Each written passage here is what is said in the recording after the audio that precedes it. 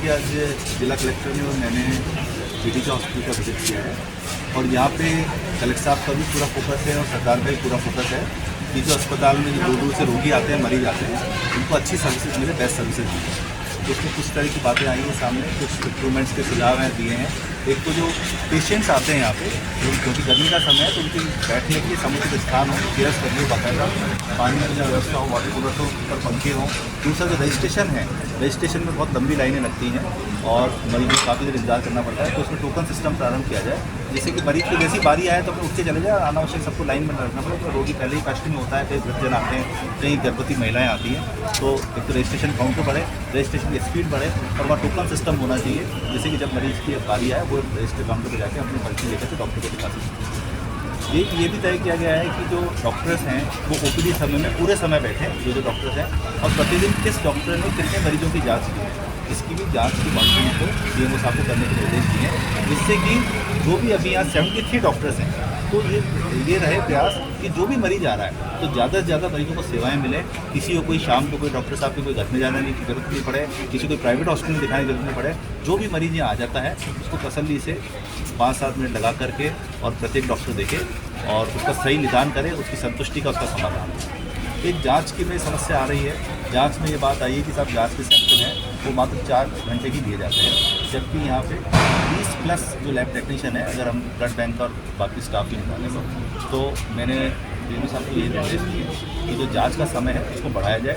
Sampling time 12 बजे नहीं ख़त्म किया जाए, सैम्पलिंग टाइम है वो 2 बजे तक होनी चाहिए और ये प्रयास किया जाए कि ऑनलाइन इस तरह का मैकेनिज्म हो कि उसकी जांच रिपोर्ट आती है, क्योंकि अब जो जांचें होती हैं और वो सब मशीनों से होती है। तो हमें ऐसा सिस्टम लॉन्ग टर्म में डेवलप करना चाहिए जिससे कि उसके मोबाइल पे उसको एक मैसेज चले जाए, या अगर मोबाइल को यूज़ करना चाहता है, मोबाइल फ्रेंडली है, तो जैसे SMS हॉस्पिटल में व्यवस्था है कि आपको जांच रिपोर्ट लेने के लिए वापस हॉस्पिटल नहीं जाना पड़ता, लैब में नहीं जाना पड़ता, आपके मोबाइल पे ही वो जो जांच रिपोर्ट आ जाती है। तो ऐसी व्यवस्था इनको करने के निर्देश दिए हैं।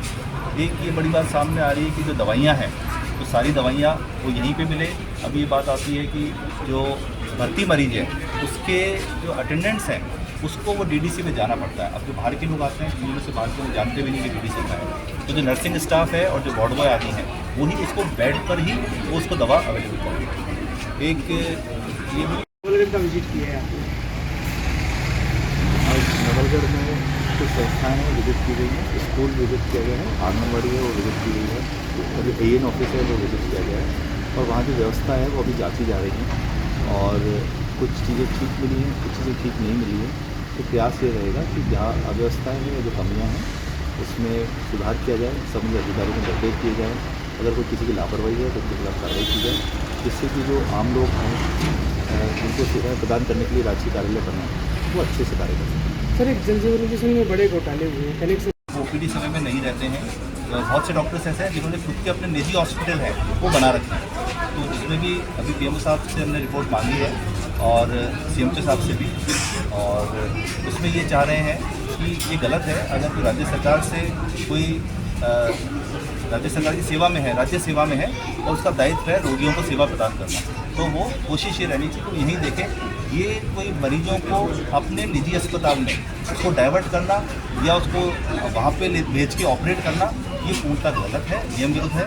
मैंने ऐसी कमेटी इनको गठित करने के निर्देश दिए हैं जिसमें ये जांच की जाएगी कौन से डॉक्टर्स ऐसे हैं तो सरकारी सेवा में पर प्राइवेट हॉस्पिटल में जाके और उपचार कर रहे हैं, या जिन्होंने अपने घर के अंदर या अपने खुद का हॉस्पिटल खोल रखा है जिसमें बेड वगैरह भी लगा रखे हैं। क्योंकि जो प्राइवेट प्रैक्टिस जो अलाउड है गवर्नमेंट के रूल्स में, वो कंसल्टेशन अलाउड है। कंसल्टेशन मतलब कि अगर आप इसमें दिखाते हैं तो आप उसको निदान कर सकते हैं, उसको पर्ची ले सकते हैं। प्रोसीजर है करना, उसका हॉस्पिटल खोलना है, कहीं जाके ऑपरेट करना पूर्णतः गलत है, अनैतिक ही नहीं है, नियम विरुद्ध भी है। तो इसमें मैंने कमेटी गठित की है, उसकी जांच करके 3 दिन में अपनी रिपोर्ट दी। बात है, कुछ दिन पहले समाचार पत्र ये प्रकाशित हुआ था और उसमें बात आई है कि कुछ डॉक्टर्स ऐसे हैं जो उनकी सैलरी होती है उसका 25% अमाउंट नॉन प्रैक्टिसिंग अलाउंस के रूप में लेते हैं, NPA के रूप में लेते हैं, और उसके बावजूद भी वो घर पे मरीज रहते हैं। तो मैं समझता हूँ कि ये बहुत गंभीर स्थिति है, इस तरह का नहीं होना चाहिए। जो चिकित्सा व्यवसाय है, पर मैं तो प्रशासक रूप में इतना ही कह सकता हूँ कि जब जो काम हमें दिया जाता है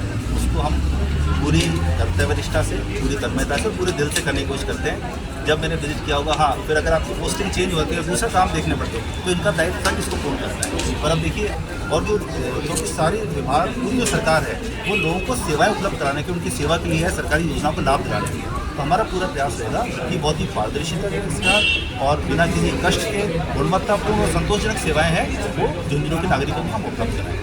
4 बजे बैठक होगी, इसमें ये विषय भी है, तो हम इसमें अधिकारी की जानकारी देंगे। आप बड़ी पारदर्शिता से बैठक होगी, आप इसमें उपस्थित रहना चाहता है तो उसमें हमें भी आपत्ति नहीं है, तब इस विषय पर चर्चा करेंगे। बैठक हुई है, क्या कुछ खामियां पाई गई और किस तरह दिशा निर्देशित किया गया अधिकारियों को? अभी प्रभारी सचिव महोदय ने सुबह इंस्पेक्शन भी किया था, मीटिंग भी ली है, तो अलग अलग डिपार्टमेंट्स का रिव्यू हुआ है। तो जो डिपार्टमेंट से जिस पे मेन फोकस था, जैसे मेडिकल में कुछ इश्यूज़ आए, एजुकेशन, ICDS, PWD, PHED, इसमें लेकर सर ने काफ़ी सारे डायरेक्शंस दिए हैं। कुछ उपस्थिति के इश्यूज़ हैं, कुछ गबन के इश्यूज़ हैं, कुछ लापरवाही के इश्यूज़ हैं। तो उस सब पे एक्शन टेकन रिपोर्ट जो है हमने अधिकारियों से कल तक मांगी है एंड जो भी सर ने डायरेक्शन दिए उसकी पूरी पालन। एक शिक्षा विभाग और पिलानी नगर पालिका की योग की खामियां पाई गई हो, क्या उनको नोटिस जारी किया शिक्षा विभाग को सर ने डायरेक्शन दिया है CDO को शोकॉज नोटिस देने के लिए, तो उनको जारी किया जाएगा। पिलानी में पट्टे का इशू सामने आया है, लेकिन अभी उसकी रिपोर्ट नहीं आई है, तो उसके लिए सर ने कहा पहले एक बार रिपोर्ट सामने आए। झुंझुनू, चिड़ावा, गुड़ागोरजी, सुल्ताना में अपार सफलता के बाद गीतांजलि ज्वेलर्स लेकर आए हैं नवलगढ़ में भी अब पहली बार एक छत के नीचे बड़ा शोरूम, जहां पर आपको मिलेंगे हर तरह के गोल्ड एवं सिल्वर ज्वेलरी के आइटम। गीतांजलि मतलब आपके लिए खरा सोना। गीतांजलि ज्वेलर्स, पंचायत समिति, गुमचक्कर, नवलगढ़। आपको न्यूज़ कैसी लगी कमेंट बॉक्स में लिखकर जरूर